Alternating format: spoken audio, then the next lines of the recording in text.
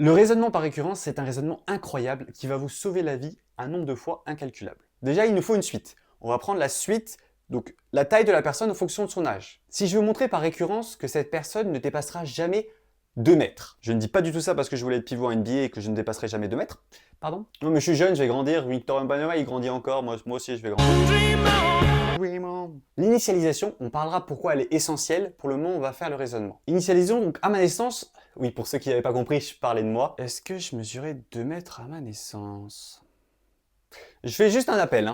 Apparemment, c'est les sources que j'ai. Moi, j'étais pas présent. Enfin, si, mais je me souviens pas trop. Je mesurais pas 2 mètres. Donc, à prendre avec des pincettes, bien sûr. Mais apparemment, l'initialisation, elle est bonne. Je mesurais pas 2 mètres. Hérédité. Donc ici, on va prendre un âge au hasard. Bon, à 150 ans, je devrais avoir quelque peu rapetissé, je devrais tenir dans une tasse à café. Donc à mesurer, dépendant de vos tasses à café, mais les miennes en tout cas, c'est moins de 2 mètres.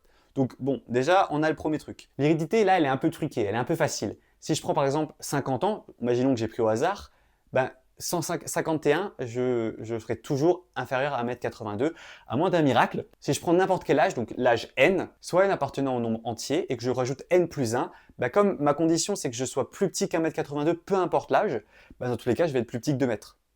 Donc le raisonnement de récurrence est valide. Effectivement la condition elle est plus facile, parce qu'on a moins à se préoccuper des choses, mais l'objectif ça va être d'utiliser le donné qu'on a sur un pour arriver à faire quelque chose sur n plus 1.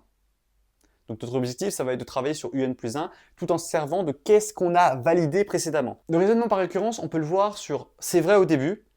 Si on prend un nombre qui appartient à ce qui est vrai, on doit pouvoir montrer que le suivant est vrai aussi. Je vais vous donner quelques exos à faire et j'essaierai de les corriger. Vous me dites ce que vous voulez en vidéo, par écrit, je m'adapterai et je vous ferai une correction de tout ça. N'hésitez pas à partager, liker et à vous abonner.